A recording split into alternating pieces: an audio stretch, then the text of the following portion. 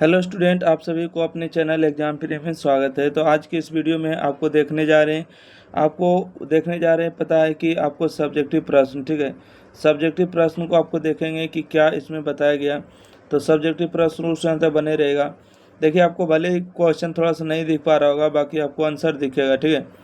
Answer क्या होगा दिखेगा, संस्कृत का ये सब्जेक्टिव प्रश्न है, ठीक है।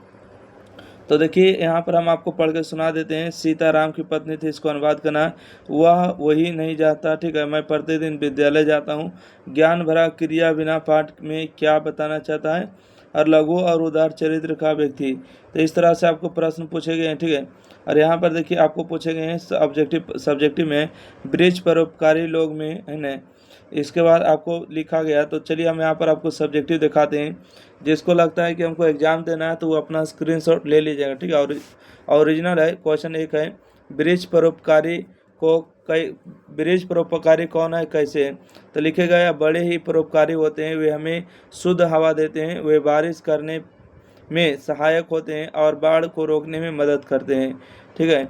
उसके बाद कहते हैं, पेड़ों के बिना जीवन की कल्पना नहीं की जा सकती। क्वेश्चन नंबर 2 है कि वाल्मीकि ने किस सरोवर का वर्णन किया, ठीक है। वाल्मीकि ने किस सरोवर का वर्णन किया। तो देखिए, आपको उत्तर यहाँ पर मिलेगा कि वाल्मीकि ने रामायण में यानी कि पंपा सरोवर का उल्लेख किया है। यहाँ की ऋषि मतंग की शिष्य साबरी, जो भगवान राम की एक पवित्र भक्त थी, रोजाना अपने पवित्र नग्न यानी कि रोज जो है भगवान राम को आदर करती थी। अगला क्वेश्चन है कि लघु वर्ग के लोग कौन है, ठीक है।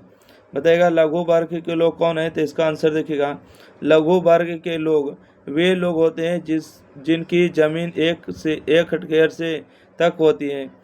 मध्यम वर्ग के अभिजात लोग जैसे कि प्रोफेसर, स्कूल टीचर, क्लर्क और व्यवसाय होते हैं। अगला, मिथिला चित्रकला क्या है, ठीक है। मिथिला का जो चित्रकला क्या है, तो लिखेगा, बिहार में प्रचलित एक लोक चित्रकला या पेंटिंग विभिन्न प्रकार की होती है। और यहाँ पर आपको उत्तर देखने को मिलेगा, ठीक है। यहाँ पर देखिए, आपको हो जाएगा कि बिहार में प्रचलित एक लोक चित्रकला है। यह पेंटिंग विभिन्न प्रकार के औजारों से की जाती है। मिथिला पोंग पारंपरिक रूप से भारतीय उपमहाद्वीप के मिथिला क्षेत्र में विभिन्न समुदाय की महिलाओं द्वारा बनाई गई मधुबनी कला मिथिला में प्रचलित एक लोक चित्रकला है। अगला क्वेश्चन है कि मूर्तिकला के विषय में क्या बतलाया गया। तो लिखिएगा, मूर्तिकला के विषय में मूर्तिकला का कोई भी टुकड़ा है, ठीक है, मूर्तिकला का कोई भी टुकड़ा है जो त्रिआयामी है। मूर्तिकला को विभिन्न प्रकारों को योगात्मक और घटाव तकनीकों का लय करके बनाया जा सकता है। और इसमें पाई जाने वाली वस्तुएं लकड़ी, मिट्टी, धातु और पत्थर जैसे सामग्री का उपयोग किया जाता है, ठीक है। और यहाँ देखिए, दीर्घोत्तरीय प्रश्न है। दीर्घोत्तरीय प्रश्न आपको 3 का उत्तर देना है। क्वेश्चन नंबर 1 है, संस्कृत साहित्य में पर्यावरण के लिए क्या बताया गया है। तो इसका उत्तर देखिए, यहाँ पर आपको देखने को मिलेगा, यहाँ से छाप लीजिएगा। संस्कृत साहित्य में सृष्टि का पर्यावरण के 5 तत्वों में से एक आकाश तत्व को भी महत्वपूर्ण स्थान बताया गया। पुराण साहित्य में आकाश को भी महादेव का एक अन्य नाम है। 5वां तत्व वायु का हमारा शरीर में अमृत रूप से विचरण करती है, पर्यावरण का महत्वपूर्ण घटक भी है। अगला कि लघु और उदार चरित्र वाले व्यक्ति में क्या अंतर है।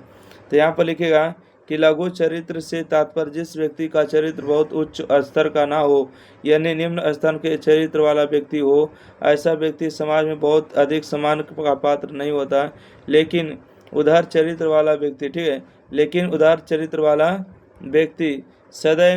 सदैव सबका हित चाहता है, सबके भलाई का चाहता है, इसलिए वह सबके सम्मान का पात्र बनता है। वह स्वभाव का विनम्र होता है।